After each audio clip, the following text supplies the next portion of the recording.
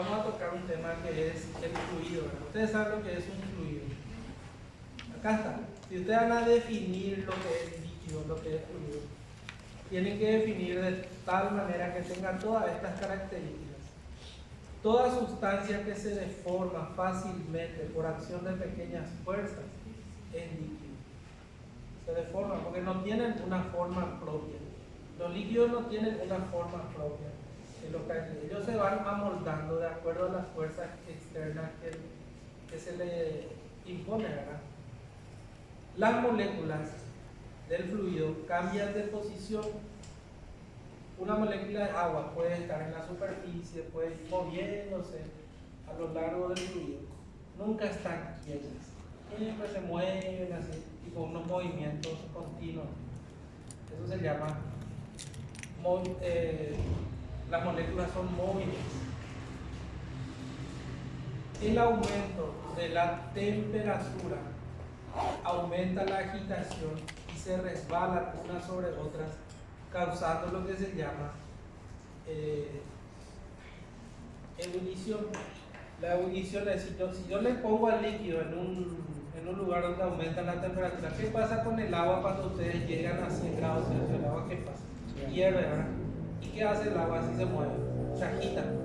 Las moléculas se agitan y se rebalan una con la otra, causando lo que se llama ebullición, ¿verdad?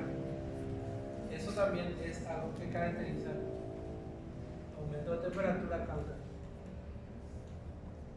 El volumen es constante. Significa que si yo tengo 1 litro de agua y lo quiero apretar, lo quiero comprimir, son incompresibles. Yo no puedo comprimir al líquido. Al gas, por ejemplo, si yo tengo 1 litro de gas, yo le aprieto y el gas se va a ir achicando y comprimiendo cada vez más. El sólido yo no puedo comprimir esto. ¿Bien? No puedo, porque es sólido. Aquí las moléculas ocupan un solo lugar y no se mueven. En el fluido, las moléculas se mueven, ocupan varios lugares al mismo tiempo, se van rotando así.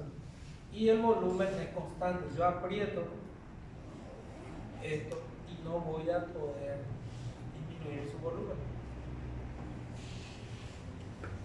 Y la forma varía de acuerdo al recipiente que lo contenga.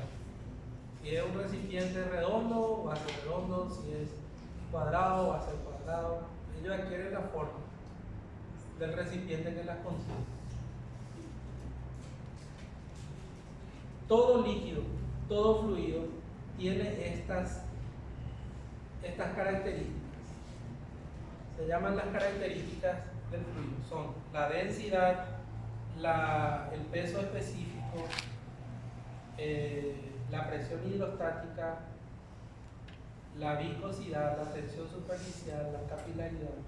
Todo esto son las características de los fluidos. Ustedes saben definir lo que es cada uno de ellos.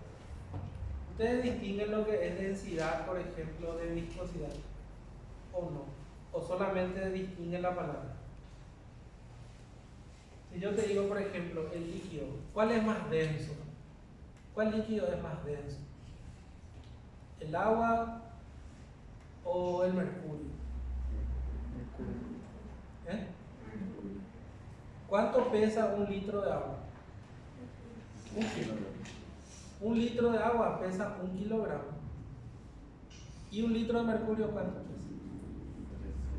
16 kilogramos. Ve ahí, busca en Google. 13,6 kilogramos pesa 1 litro de mercurio.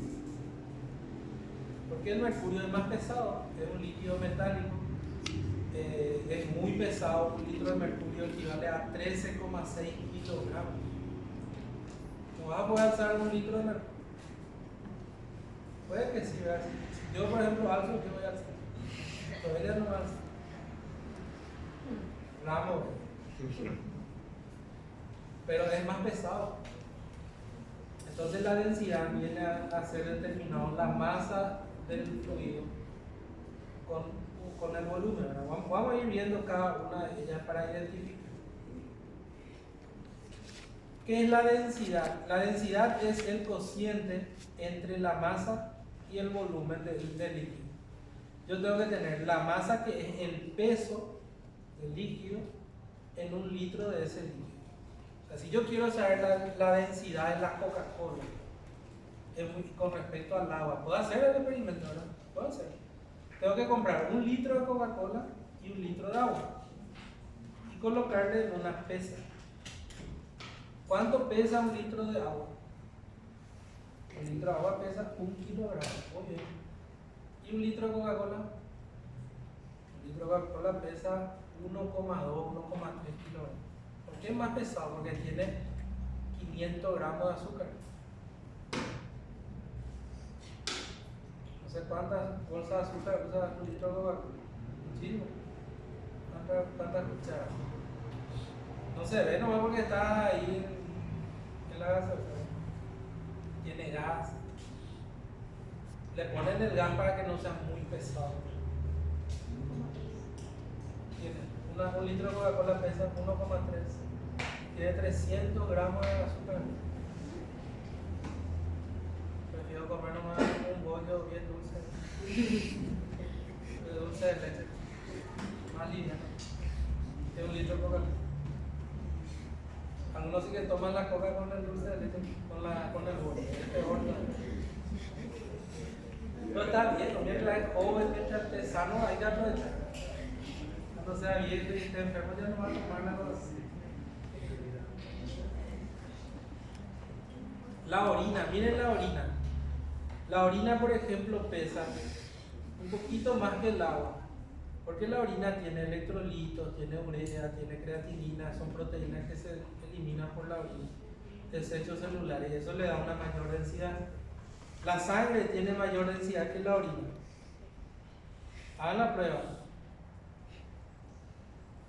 En el water o donde estén, por ejemplo, ustedes tienen un corte y sangra y gotea la sangre en el agua. La sangre siempre va al fondo así. Como que gotea, por su peso cae hasta el fondo. Una gota de sangre. La mujer sabe bien eso porque me estuvo acá. Ahora van a mirar todo eso, esos detalles de biología. El peso específico. ¿Qué van a hacer con el peso específico? Es igual que la densidad, muy parecido. Solo que el peso específico, al peso específico, a la densidad, se le suma la gravedad. La fuerza de la gravedad. Ustedes saben lo que es la fuerza de la gravedad. ¿Quién impone esa fuerza? Nuestro planeta, la Tierra. La Tierra, el campo magnético de la Tierra. Nosotros tenemos un campo magnético que no vemos, que va generando lo que es nuestra circunferencia. Pues, ustedes van al espacio y ustedes dicen, nuestro planeta es redondo. Pero no hay una tela así, pues hasta acá vamos a llegar y después ya hay que cortar la tela y pasar el espacio. No. Son capas así atmosféricas de gases, ¿no? Y esos gases que iban así rondando y formando la circunferencia de nuestro planeta. Por eso que los terraplanistas dicen que el planeta no es redondo, es enano, ¿no? El planeta es plano, por eso se llama planeta. Ellos lo dicen así, eso que tienen la creencia que el planeta no es redondo. Y después, en lo que hay el gas nomás, y el gas es lo que forma ese halo de circunferencia. Pero ¿qué pasa? Esos gases se condensan y se quedan por la fuerza que ejerce la Tierra. El campo magnético de la Tierra se genera en el centro de la Tierra, que es la profundidad de la profundidad de nuestra Tierra. Y ahí va a ser generando así un imán. Nosotros tenemos un campo. Ustedes saben lo que es un imán. Por ejemplo, si yo tengo una barra de un imán, y esto es una barra, acá está el polo positivo y acá está el polo negativo del imán. Las fuerzas de línea magnética salen del polo positivo y van al polo negativo. Así se dirigen. Y estas líneas de campo magnético es lo que finalmente forma la atmósfera de la Tierra.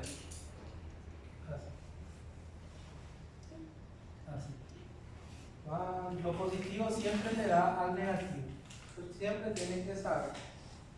Pero una ley, es la naturaleza, es así. Entonces las líneas de fuerza magnética se van generando. Por eso el polo norte y el polo sur. ¿Cuál es nuestro polo positivo? ¿El norte o el sur? El norte. Polo norte. El polo norte es el polo positivo de la Tierra. De ahí nacen las líneas de fuerza y se dirigen al polo sur. La línea de fuerza magnética. Por eso nuestro campo magnético terrestre es así, de arriba hacia abajo, del norte. En realidad no sabemos cuál es de arriba abajo, ¿verdad? Pero es del norte, del polo norte al polo sur. ¿Qué pasa si yo parto a la mitad? ¿Termina la línea de fuerza o no? De un imán. Nunca partieron un imán a la mitad. A ver qué pasa. ¿Eh? ¿Se termina o no? No. Aquí donde voy a hacer un corte, se forma otra vez se forman dos polos. Un polo negativo y uno positivo. Depende de cuál polo te toca. Si vos cortaste acá la mitad y acá era positivo, acá se va a formar negativo. Y si vos acá está negativo, acá se va a formar positivo. Y otra vez la línea se achica nomás. Pero nunca terminan. Estas líneas de fuerza son infinitas. Nunca termina. Por eso que la fuerza magnética, que es la representación de algo superior, porque nadie sabe qué es lo que es una fuerza, es algo que está ahí que mantiene esto todo en orden. Si nosotros le sumamos a la densidad la gravedad, que es la fuerza que impone las líneas magnéticas de la Tierra y en la superficie, y mantiene que nosotros mantengamos. Yo, por ejemplo, no me voy a desprender, salir del Paraguay y irme hacia arriba flotando así. Si no hay gravedad, sí. Si estas líneas no existieran, hace rato no podíamos estar flotando ahí en el vacío. Pero no pasa eso porque existen estas líneas. Todos los planetas tienen una campo magnético. La Luna, por ejemplo, la Luna tiene o no tiene gravedad, según los yanquis que ya se fueron a la Luna. ¿Qué creen ustedes? Tiene, pero muy bajo. Menos, muy bajo, casi uno puede flotar ahí en la Luna. Uno salta y hay un rato después cae. Porque ahí no hay gravedad. Y si no hay gravedad, ¿qué pasa? Por eso dice, ¿cuánto es un peso específico? Aquí en la Tierra va a pesar tanto. El peso específico es especificando dónde. En la Luna, donde la gravedad tampoco va a pesar más. No, en el planeta ya en asterisco 457, no, ahí no hay gravedad, ahí es cero. Peso por cero es cero. No tiene peso. Su peso específico ahí va a ser diferente. Eso significa peso. Es el peso que tiene una unidad de volumen de fluido con respecto a la gravedad. Presión hidrostática, este sí conocen. Otra característica de los líquidos. ¿Sí o no? Entraron ya en su piscina zambullete. ¿En qué piscina? ¿Y qué pasa si meten la cabeza así en la superficie? Ahí nomás respiran mejor, más tranquilo. Pero vayan por ahí a los 2 metros de profundidad, mete tu cabeza. Te va a venir una presión ahí. Una columna líquida que está encima de tu cabeza. Te va a presionar más, porque la presión hidrostática es la presión que ejerce una masa líquida que se encuentra por encima de un punto. O sea, la columna líquida, el peso de la columna líquida sería la presión hidrostática. Y esto depende de la altura que alcanza la columna líquida. Por eso se le dice, presión hidrostática es igual al peso específico más la altura de la columna líquida. No es lo mismo tener una presión de 10 metros de altura de agua que uno de 1 metro. El de 10 va a ser mayor su presión hidrostática. ¿Se acuerdan de este submarino que se fue a visitar Titanic? ¿Qué le pasó? Los hijos murieron. No sé lo que si murieron, se fumaron. No sé qué habrá pasado ellos, si se convirtieron en polvo o algo, no sé. Porque ¿qué es lo que ocurre ahí en esas profundidades? ¿Qué pasó con el submarino? Implosión. ¿Explotó o implosionó? Implosión.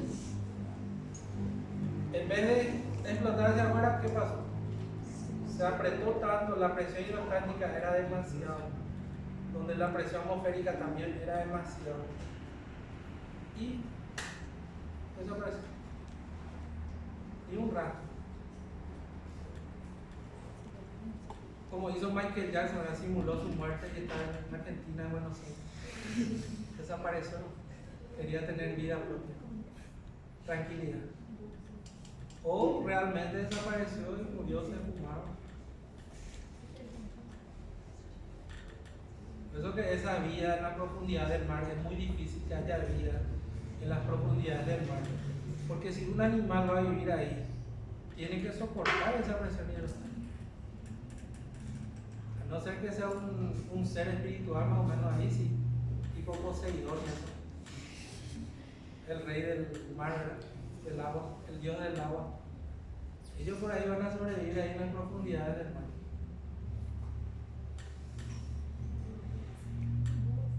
¿Vieron ustedes que la fórmula de densidad, presión, peso específico y presión hidrostática es muy parecido?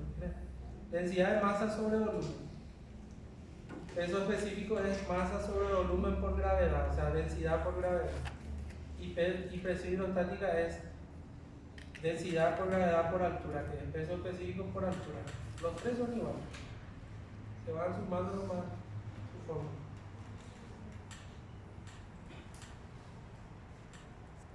Otra característica, viscosidad. Este ya sí escucharon. ¿Cuál es más viscoso, el agua o el aceite? El aceite es más viscoso. ¿Qué es la viscosidad? ¿Alguna vez investigaron? Se dan cuenta que ahora ustedes como estudiantes de medicina, si ustedes leen algo, vamos a poner acá, dijeron biología. Biología 10 puntos nomás nos da el profesor. Nos equivocamos uno y nos vamos casi nos aplazamos. Una pregunta no se equivoca, porque el 90% de ella 10 pues. Y vamos a poner en biología, ustedes están leyendo biología, de repente encuentran una palabra que no entienden. Ustedes como estudiantes de medicina tienen que saber qué significa esa palabra.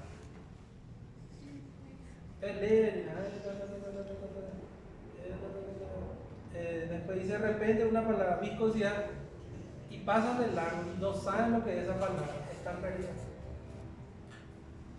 Acá también biofísica es la misma cosa. Si ustedes están leyendo biofísica, de repente dicen viscosidad y pasan de largo y no saben lo que es la palabra viscosidad, porque medicina es conceptual.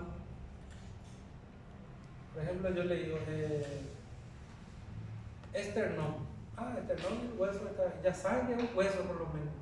Es conceptual. Si yo le digo, bueno, corazón, ventrículo izquierdo, todo es conceptual. Medicina es conceptual. No es para divagar. La medicina es muy concreta. Le duele en el abdomen. Y si yo te digo, no, le duele en la fosa ilíaca derecha, yo ya sé que es la pericia. Fosa ilíaca derecha. El abdomen puede ser hasta la vesícula, puede ser el hígado, puede ser el estómago, puede ser el ombligo, puede ser un embarazo, un dolor menstrual, un quiste ovario. Cuando me dicen, el residente viene y me dice, ¿por qué viene la urgencia? Yo le pruebo, le dicen, ¿por qué viene la urgencia? Y viene por dolor abdominal, otro dice. Qué bueno. ¿Qué parte le duele? Le digo, su abdomen. ¿Pero dónde? Encima, debajo del ombligo, a la derecha, a la izquierda. ¿Dónde le duele? No le pregunté. Andaba a preguntarle. Oye, como conejillo y ya para aprender. Se pregunta todo. ¿Dónde le duele? Su fosa ilíaca derecha. puede ser su apéndice. ¿Pero es hombre o mujer? No sé. Me va a preguntar. Se va a ahorrar. Porque si es hombre, si le duele la fosa ilíaca derecha, es su apéndice. Pero si es mujer, puede ser su ovario, puede ser su dolor menstrual. Te va a ahorrar. Así vos le tenés que. Porque vos tenés que sacar toda la mejor información posible. Mujer, doctor, mujeres. Le duele su fosa ilíaca derecha, mujer. Ah, qué bien, excelente. ¿Cuándo fue su última fecha de menstruación? Porque si no sabe su fecha de última menstruación, puede ser un embarazo ectópico, que esté doliéndole ahí, sangrando de la fosa ilíaca derecha que prendió en la trompa uterina. Pero si menstruó hace 5 días, no está embarazada, puede ser su apéndice. Y así va sacando la información del paciente. No es fácil. Y así también, ustedes, ¿qué es viscosidad? Y no saben lo que es viscosidad, pasan el largo, tienen que investigar qué es viscosidad. Les voy a enseñar. Todo líquido, todo fluido, cuando va circulando a través de un conducto, las capas del fluido rozan entre sí. Pues los líquidos circulan en capas concéntricas. Así. Ustedes ya comieron ese, ya que hablamos de cosas dulces, ese brazo de gitano. Esa torta que se gira así. Pionono. Pionono. Yo le digo brazo de gitano. Y va así, ¿verdad? Y ese viene así en capa, ¿verdad? Como que gira así. Hay uno que está más en el centro, otro más fuera, hacia abajo. Así mismo circulan los líquidos, como el pionono. En capas concéntricas, uno al lado del otro. Y esas capas, cuando van moviéndose y dirigiéndose a algún lugar, esas capas rozan entre sí, así. El rozamiento interno entre las capas del propio fluido, cuanto mayor es la resistencia al rozamiento, mayor es la viscosidad. La viscosidad es la resistencia al movimiento debido a la fricción molecular que ocurre durante el desplazamiento. No es el rozamiento del líquido con la pared. Si el líquido roza ahí por la pared, ese no es viscosidad, ese se llama capilaridad. Ese después vamos a dar. Viscosidad es el rozamiento interno entre las propias capas del fluido. Y solamente ocurre en los líquidos reales, ¿verdad? Porque eso es lo que vamos a hablar, que es un líquido real, que es un líquido falso o ideal. Porque así nos enseñaron, lamentablemente en la primaria nos dijeron que había líquidos reales y líquidos ideales. En realidad todo es real. No sé por qué nos enseñaron algo que era el ideal. Pero así se hicieron las fórmulas con el líquido ideal, donde no existía viscosidad, donde no existía rozamiento. Si un líquido circula sin ninguna oposición, eso se llama circulación ideal, sin ninguna oposición. Pero en realidad, en la vida real no ocurre eso. En la vida real siempre hay resistencia, siempre hay viscosidad, siempre hay oposición al desplazamiento.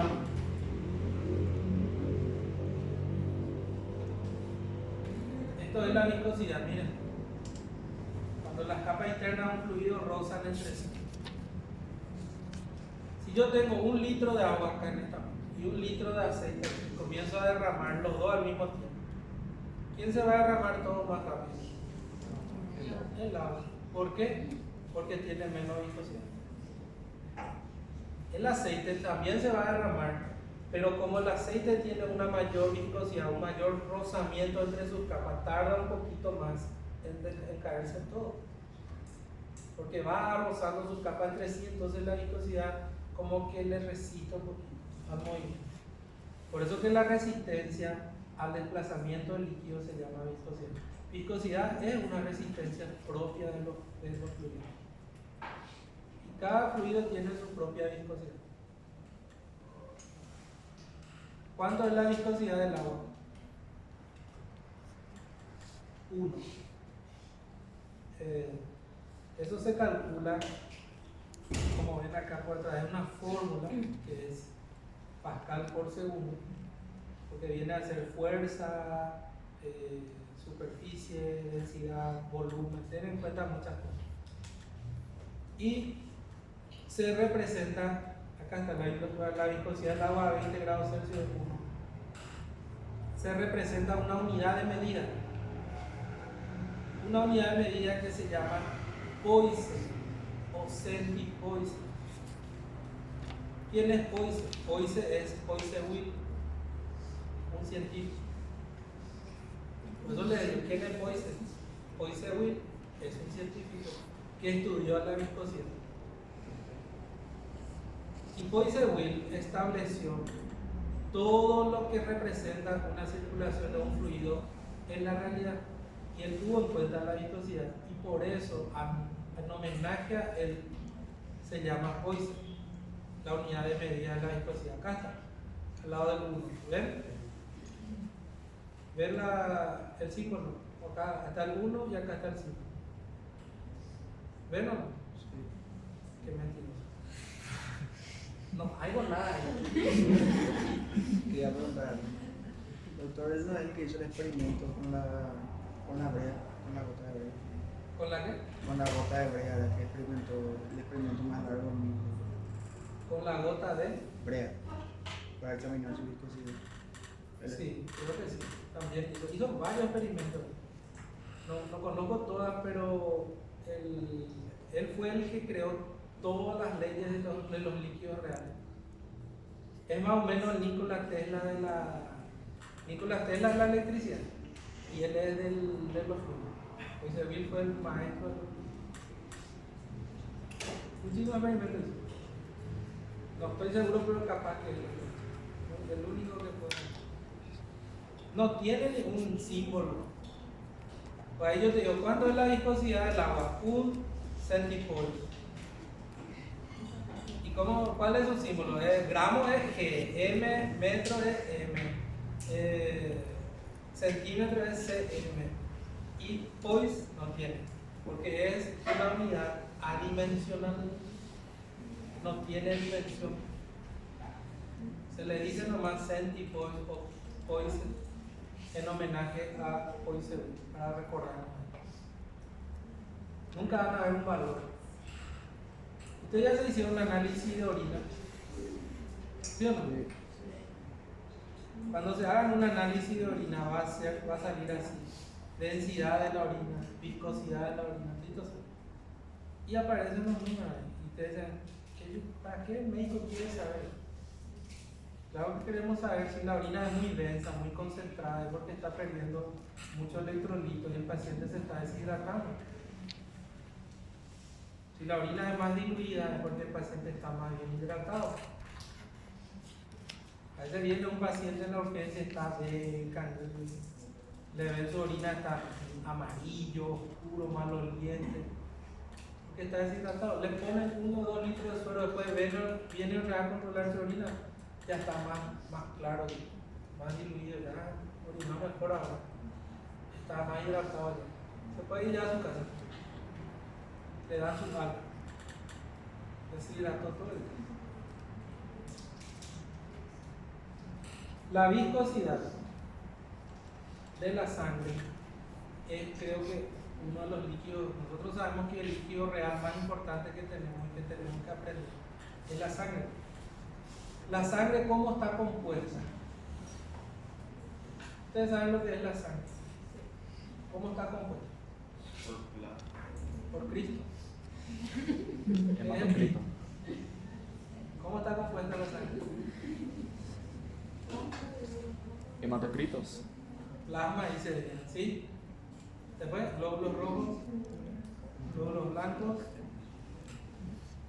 y plaquetas.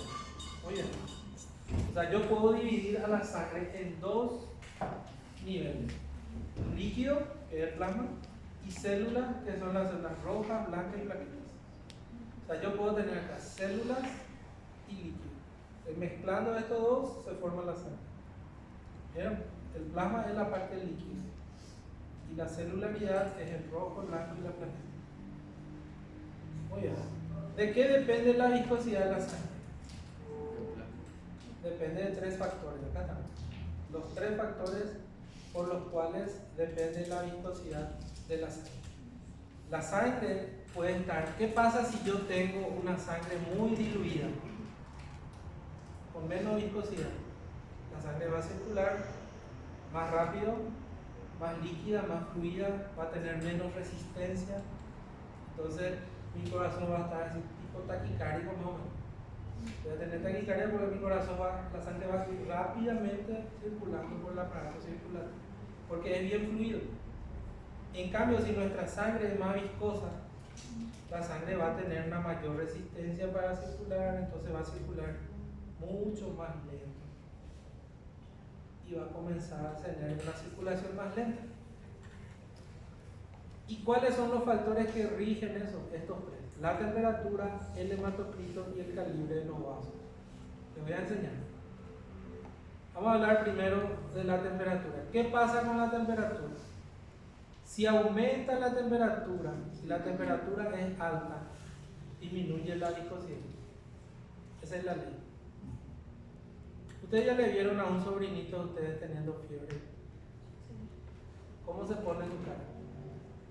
¿Blanco o rojo? Rojo o blanco. Mira, y vos le ves que tiene fiebre, no hace falta ni colocarle el termómetro. Le pones más porque la abuela está ahí. La abuela es. Si uno le pone, si uno le controla la temperatura, uno vas a saber que tiene fiebre. La abuela pues, es demasiado. Así son.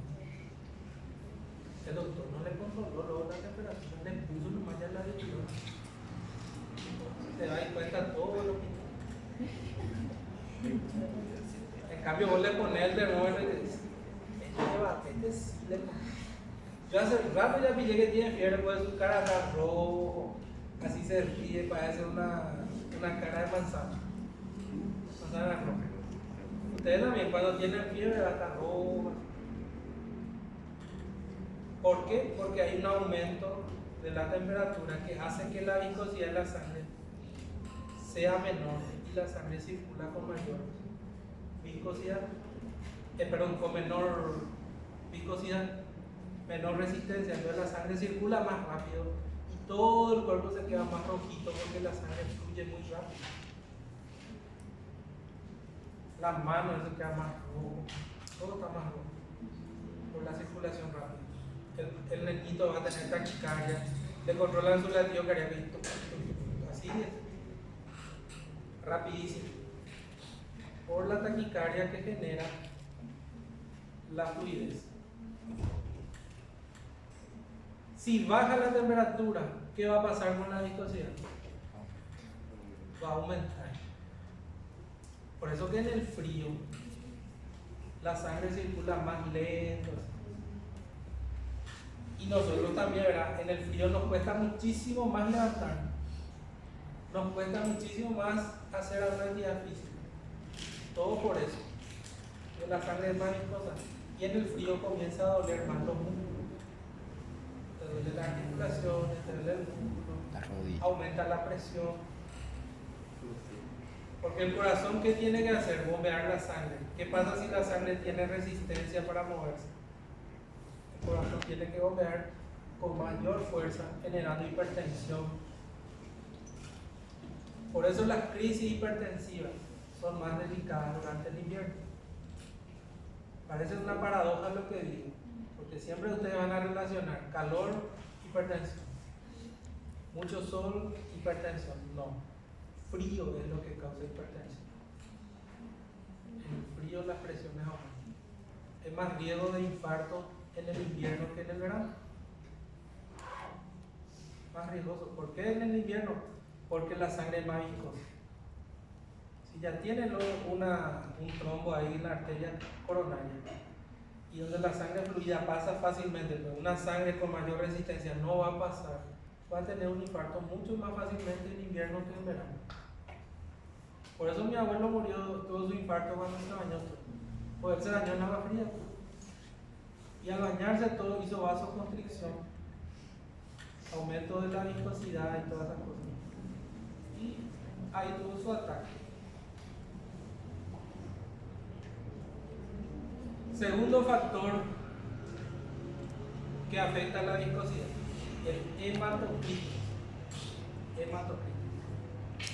Ustedes ya saben qué es el hematocrito, ¿verdad? Ya les expliqué mil veces. ¿Qué es?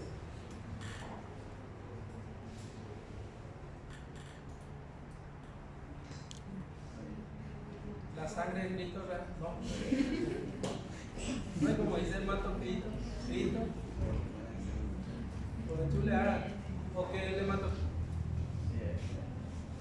¿Qué es? El porcentaje de células rojas en la sangre. Una mujer puede tener 5 millones de eritrocitos, o 4,5 por ahí, y un varón tiene 5 millones, 5 millones y medio, siempre un poquito más. Esa cantidad de glóbulos rojos, si yo determino en un litro de sangre o en un cierto volumen, eso me representa un porcentaje, la cantidad de celularidad con respecto al volumen. Si yo saco 10 ml de sangre de una persona, voy a tener que 45% va a ser hematocrito. Quiere decir que si saco 10 ml, 10 centímetros de sangre, 4,5 centímetros va a ser células. El porcentaje de glóbulos rojos en la sangre es el hematocrito.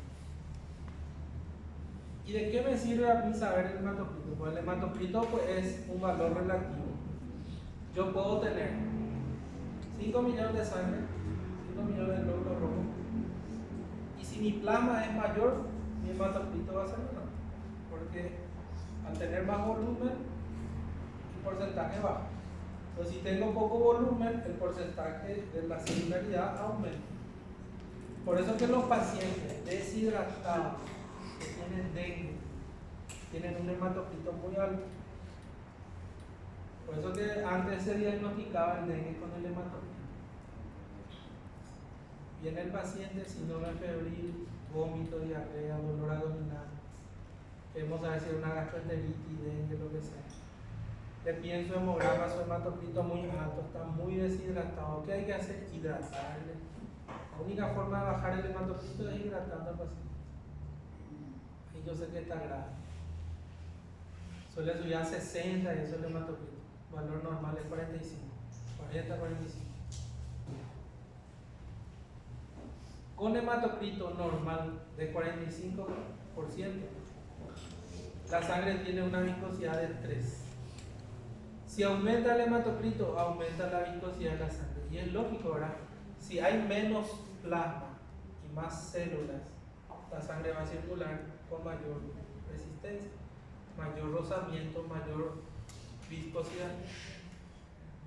Por eso que si aumenta el hematocrito, aumenta la viscosidad. El único factor directo con la viscosidad del hematocrito. Porque la temperatura es indirecta, ¿verdad? Si aumenta la temperatura, disminuye la viscosidad. Acá, en cambio, si aumenta el hematocrito, aumenta la viscosidad.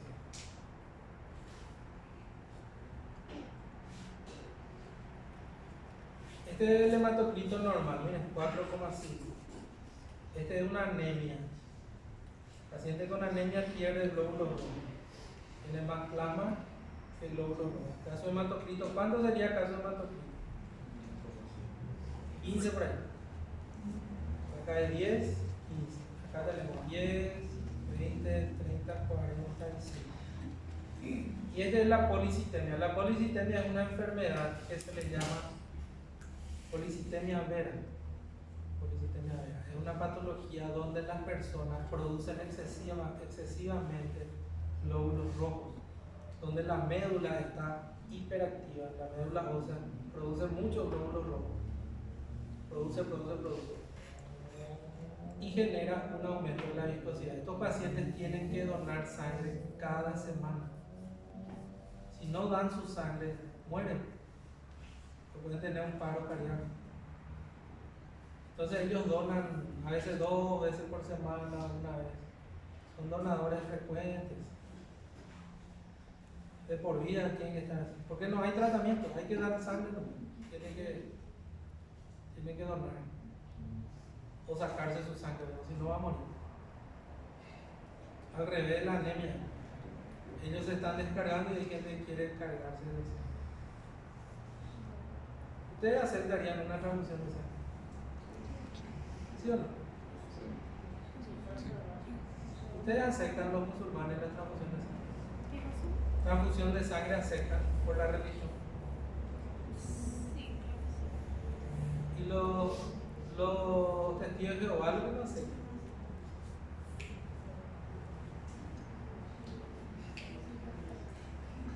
La ¿Por sangre qué de será? Cristo. ¿Qué no aceptan? ¿Verdad? ¿Vos agarrarías la sangre de un delincuente? Está por morir, ¿sí? La gente sabe. Una vez yo le pregunté a un testigo de Jehová, le dije, tenemos que transfundirte sangre. Y me dijo, no, yo no puedo recibir sangre. ¿Por qué? Le dije, mi religión me prohíbe. Pero vas a morir, te vas a morir. Una chica, te vas a morir. Tenía 4 de hemoglobina.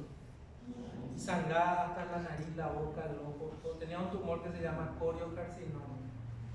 Es un tumor sangrante de todo el cuerpo, donde hay metástasis sangra hasta el ojo, todo sangra el cerebro, el pulmón. Y necesitamos hacerle quimioterapia y transfundirle sangre. Y es un cáncer que se cura con la quimioterapia. El único cáncer que nosotros podemos curar así, sobrando, así, haciendo una... Porque después tener que batallar y para curar a una paciente no es fácil, pero el coriocarcinoma, así le curamos, como una chispa de él. Pero tiene que aceptar transfusión y tiene que aceptar hacerse la quimioterapia. Y esta paciente no quería la transfusión, quería la quimio, pero no quería la transfusión. Y hacerle quimio a una paciente con anemia es un riesgo muy grande. Muy grande. Porque sabes que le vas a anemizar más todavía. Y después hicimos una reunión, vino el pastor, y me trajeron unos libros así, por qué no, cuáles puedes recibir, cuáles no. Para mí eso era irrelevante, porque yo quería salvarle su vida. Hasta que no hace. Después yo le dije, pero ¿cuál es el motivo real, espiritualmente hablando? Explícame. Y después me dijo, porque esa sangre es impura. Es impura. Es impura, ¿qué significa? Y puede ser que sea una sangre con pecado, con impureza. Y vos no pecás, le dije. No tenemos nuestro pecado, pero ese es otro pecado que vos podés. Y pero si es la sangre, por ejemplo, de ¿cómo se llama eso? Si es la sangre de Jehová, ¿acaso uno te da que poner? Ese sí ese no existe. Pero ¿dónde vos sabés que si la persona que te va a donar es peor o mejor que vos? Vos no sabes. Vos no puedes juzgar al que te va a donar la sangre. O sea, tú impuro o puede que sea mejor que vos, ¿verdad? Por ahí ganar, disminuir tu impureza. No, yo no entiendo. Porque yo no acepto. Yo no acepto. Es una ley de ellos, una religión. Por eso la religión ¿qué es la palabra religión? ¿Ustedes saben lo que significa religión? ¿Qué significa? Religar. Religión viene de religar, unirse. Religar es unirse con el Creador, con Dios. Y la religión no puede separar nada. Porque ¿qué es la religión? Religar, unir. La religión tiene que tener un principio de unión, nunca separación. Doctor, ¿qué fue de su paciente? Le hicimos la quimio igual, firmando papeles, no teníamos otra, y le hicimos y mejor. Pero se hizo transfusión. Nosotros los testigos de Jehová le hacemos transfusión de hierro endovenoso, hierro sacarato. Compraron ellos hierro sacarato, ni eritropoyetina no quería ponerse, la hormona. Esa es una hormona. Entonces después investigaron ellos que era sintético, que no era producido, no era una hormona así extraída. Y aceptaron eso de eritropoyetina. Pero hay alternativas. El hierro sacarato, el hierro endovenoso se hace.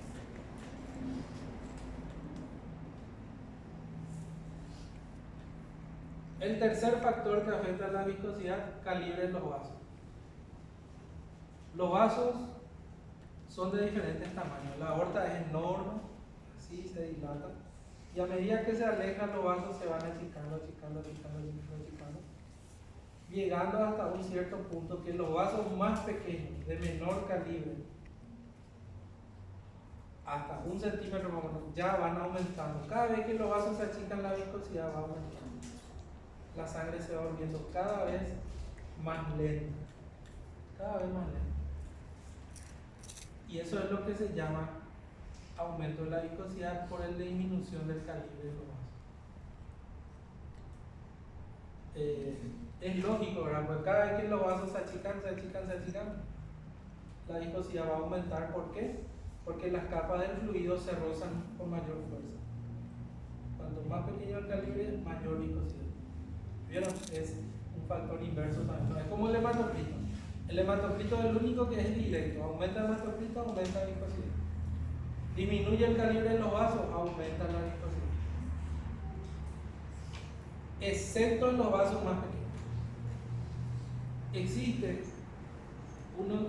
unos científicos que se llaman Farareus y Linsky, que investigaron cómo era la viscosidad en los capilares. Los capilares son unos vasos muy frágiles, muy finos, muy pequeños, menor a 5 milímetros, como pueden ver aquí. Y los glóbulos rojos en esos vasos se colocan en el centro, como ven acá. Así se colocan, mira acá, aquí, se colocan en el centro. Y se colocan a través de ellos en forma de fila india. ¿Conocen la fila india? Sí. Y van pasando uno a uno. Cada glóbulo rojo pasa uno a uno. Eso se llama efecto sigma o efecto Faraón-Linsky. Efecto sigma o efecto Faraón-Linsky. Y normalmente ese efecto Faraón-Linsky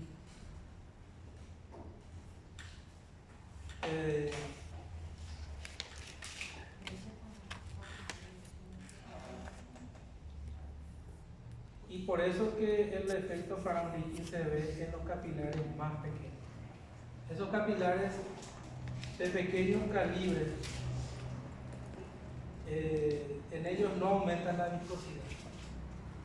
Es un efecto exclusivo que tienen los glóbulos rojos. Los glóbulos rojos son una célula muy alienígena, ¿no?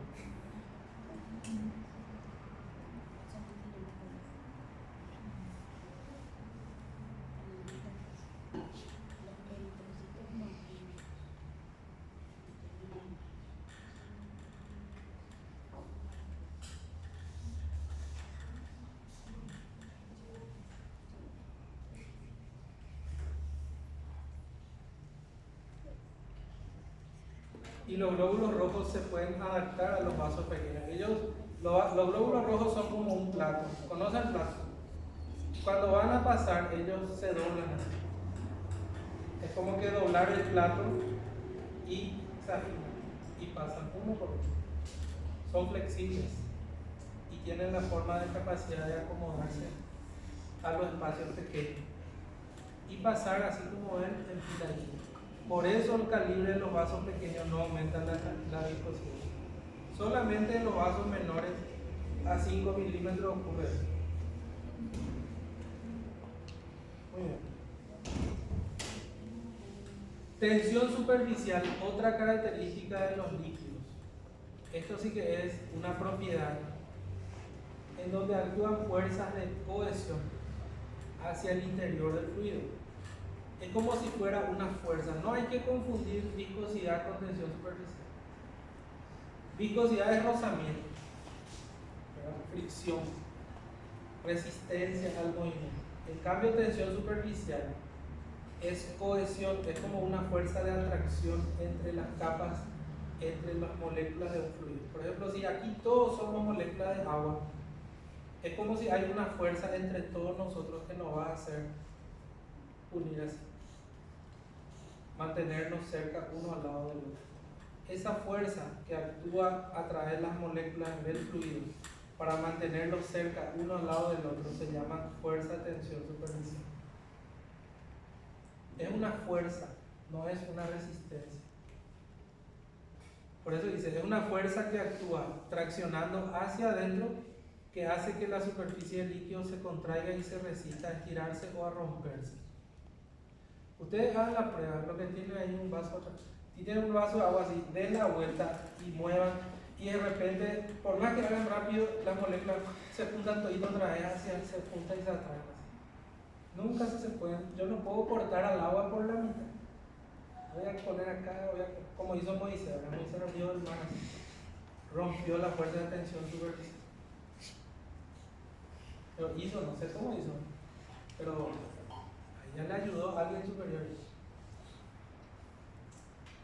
Las moléculas en la parte interna de una masa líquida son atraídas por otras en todas las direcciones y están compensadas vectorialmente. Las moléculas de la superficie sufren una atracción desigual y las fuerzas que se dirigen al interior hacen que estas moléculas se atraigan una con la otra. Voy a mostrar acá en la gráfica. Es como si fuera que las fuerzas aquí en la superficie actúan vectorialmente, superficialmente. Acá actúan hacia la profundidad, y si la molécula está acá en el centro va a actuar en todos los sentidos alrededor de la molécula. Son fuerzas que se atraen uno con el otro, así. Todas las moléculas se atraen entre sí, formando lo que se llama la línea de fuerza superficial o tensión superficial. ¿Alguien tiene un vaso de agua transparente o no? ¿No tiene? ¿O un recipiente? Nadie está. O ahí con el café. Vamos a mostrar. Pasando por el pote de café. Ustedes ven la fuerza de tensión superficial de ellos. Acá con el café vamos a hacer. Este es mejor que no es romper. Ahí está la fuerza de tensión superficial. Miren, porque si yo les muevo así, igual las moléculas se atraen y se aproximan todas entre sí. Y voy a fijarme también que si yo dejo quieto esto acá, va a llegar un momento en que las moléculas se van a quedar quietas. Porque estas fuerzas primero van alineando, después se quedan compensadas. El agua la fuerza de tensión superficial hace que el fluido quede quieto. Y después voy a mirar así por el borde y voy a ver que parece que tiene una capa transparente que le rodea. Si ustedes miran bien la superficie del fluido, van a ver que parece que tiene una capa así. Si colocan un palito de fósforo adentro y ponen así al costado y bien despacito, van a ver que parece que no toca el agua, parece que no toca el fluido, parece que no se hunde porque ahí la fuerza del eso le mantiene ahí. El mosquito, ¿sabes? ¿Usted conoce el mosquito? El mosquito estudió más que usted de tensión superficial. Él sabe que existe una membrana invisible que rodea los líquidos. Que estas fuerzas son tangenciales y perpendiculares dirigidas hacia el centro. Entonces el mosquito, ¿qué hace?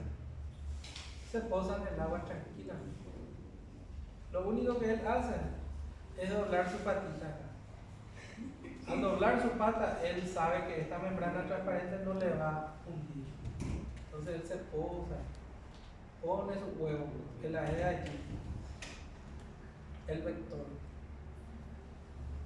Y si se va a hundir, pone su antenita también para poner. Cuanto mayor la superficie de contacto, menos la posibilidad de que se hunda. El mosquito sabe, si ustedes no saben. Otro ejemplo de la fuerza de tensión superficial es la gota. Esperen que ya no tengo nomás acá, no aparece. No me aparece. La gota de agua. Ustedes ya vieron una gota caerse del techo, por ejemplo, de su casa. Se caen en el mismo lugar, molestosísimo, siempre.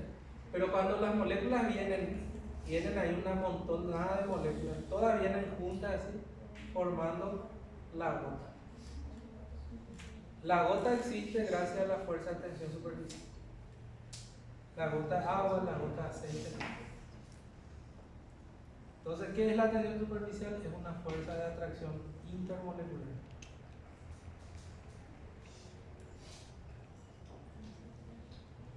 Jesús también sabían que Jesús caminaba sobre el agua, igual que el mosquito.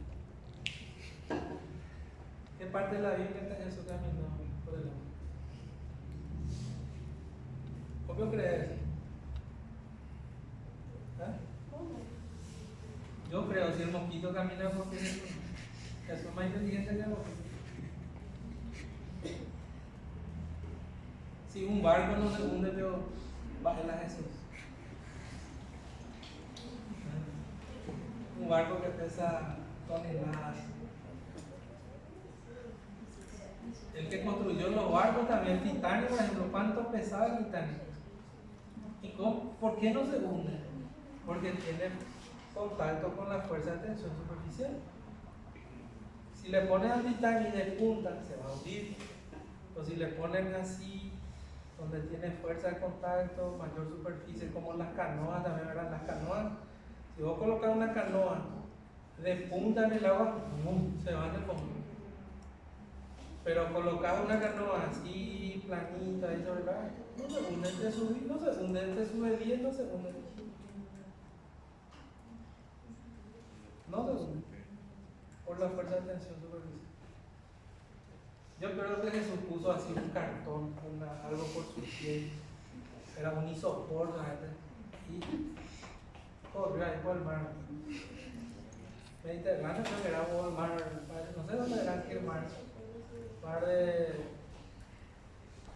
No sé qué mar era en esa época. Mar muerto, no sé qué era. Algo habrá hecho, habrá estudiado biofísica.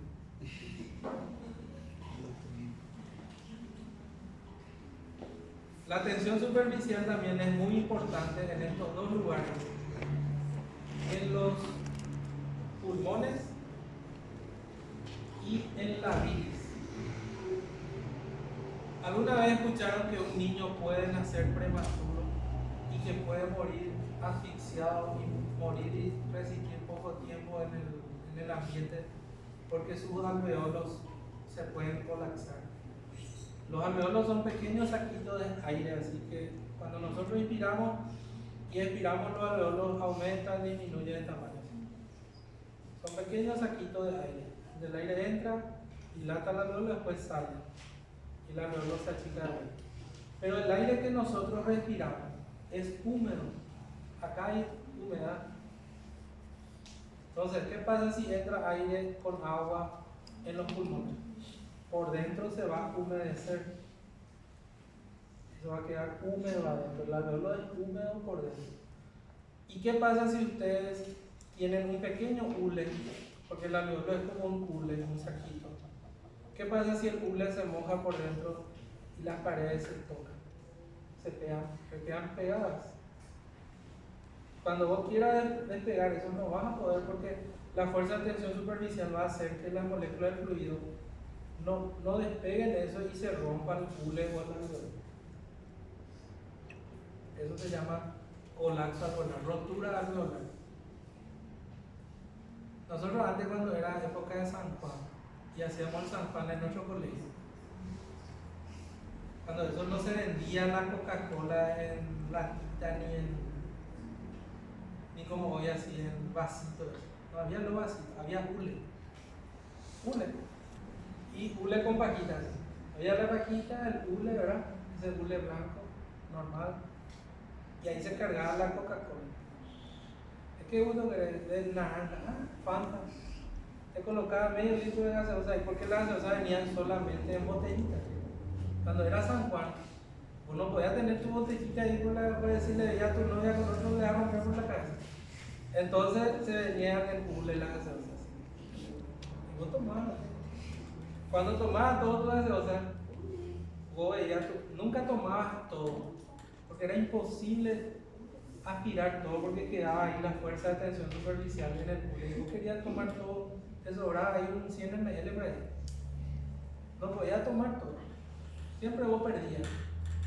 Después tenías que agarrar tu hule y hacer para que no vaya todo tu gaseosa, por la fuerza de tensión superficial. Y ese hule, al día siguiente, nosotros el país nos hacía limpiar todito, ¿no? Encontramos los hules, queríamos volver a cargar, no podía, estaba pegado, se rompía. Cuanto más tiempo pasa, más queda prendido. Y eso ocurre con los alveolos. Pero hay una sustancia que evita el colapso alveolar, que se llama surfactante. Y el surfactante se libera en la luz del alveolo, que es un aislante de la tensión superficial. Como el surfactante está adentro, evita que las paredes del alveolo tomen contacto entre sí y se peguen pegados. Entonces el surfactante ayuda a evitar el colapso alveolar. Pero eso ocurre en los niños ya que no son prematuros. El surfactante se produce a partir del 7º mes del embarazo. Si nace un bebé de término, sí van a ser tranquilos, va a poder respirar. Pero un prematuro no va a poder respirar. Hay que tener cuidado a la hora de exponerle al ambiente. Por eso le meten la incubadora. Tienen una respiración especial. Y el otro lugar donde es importante la tensión superficial también es la bilis. ¿Ustedes saben quién produce la bilis? ¿Qué órgano produce bilis? El hígado produce la bilis. ¿Qué es la bilis? La bilis es como un detergente natural. Si ustedes comen una comida muy grasosa y la grasa se queda todo por el plato, ustedes comen así un asado a la olla con arroz, con queso, mandioca, farofa, y comen todo ahí, y después quieren lavar su plato con agua normal, no van a poder lavar su plato, nomás le va a restar. Bueno, van a lavar así el plato y parece que la grasa no sale, parece que se queda pegado por el plato. Esa es la tensión superficial, porque la grasa también es un fluido. ¿Qué tengo que hacer para que esa grasa salga? Colocarle un detergente, romper la tensión superficial con el detergente. ¿Cuál es nuestro detergente natural? La bilis.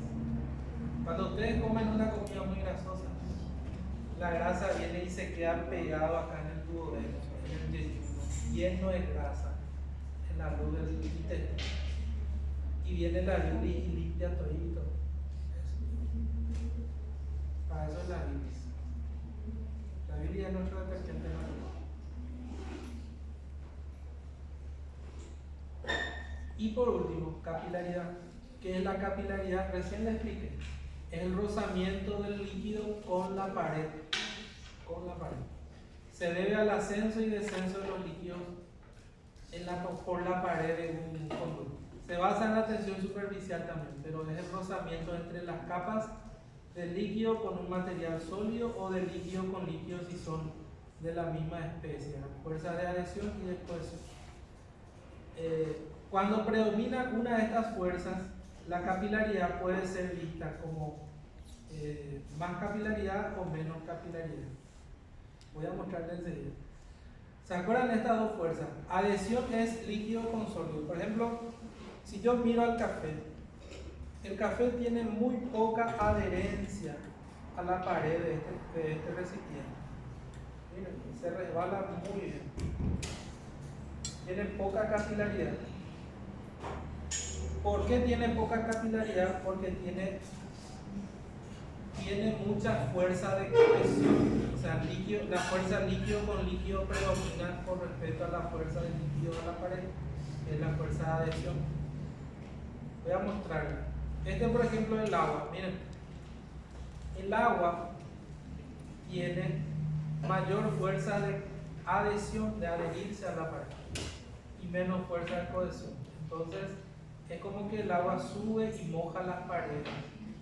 Si yo cargo agua nomás en y ustedes le cargan agua, ustedes hacen este movimiento, el agua va a quedar aquí, después va a bajar. En cambio el café, yo hago ahí, mira, no se queda, rapidísimo vuelve a... porque tiene mayor fuerza de cohesión que de adhesión. Cuando predomina la fuerza de cohesión, hay menos capilaridad. Acá, por ejemplo, predomina la fuerza de adhesión, de adherencia a la pared. Por eso acá se adhiere más a la pared y hay menos fuerza de cohesión. Esto tiene mayor capilaridad. Si predomina la fuerza de adhesión, el líquido sube y moja las paredes y tiene mayor capilaridad. Al ascender, forma un menisco cóncavo hacia arriba, como el agua subiendo a las paredes del vidrio. Por eso el agua forma aquí un menisco cóncavo hacia arriba. Así. En cambio, el aceite, por ejemplo, predomina la fuerza de cohesión porque tiene mayor viscosidad, mayor tensión superficial dentro del líquido. Entonces el líquido no sube y no moja las paredes, predomina la fuerza de cohesión que de adhesión. Se forma una curva convexa hacia arriba, no cóncava. Así queda. El mercurio, este es el agua. El agua moja las paredes, por eso se dice, el agua moja las paredes. El mercurio no moja las paredes. Parece que el mercurio sube así sin mojar, sin tocar la pared, cuando sube por una recipiente de vidrio. Y ahí ¿quién va a tener mayor capilaridad? El que tiene mayor fuerza de adhesión. ¿Agua o mercurio? Agua. El agua tiene mayor capilaridad que la del mercurio. Todas estas características son las características de los fluidos. Así que nuestro examen es la próxima semana, ¿verdad? ¿Qué fecha caería? El 4. 4 de julio. Fecha potente, dependencia de los Estados Unidos. Entonces, el examen va a ser, ¿quieren que entre hasta acá nomás o que entre también? Creo que va a ser mejor hasta acá porque es medio largo. Podemos dar hasta este que dice hidrodinámica. Ese ya no va a entrar.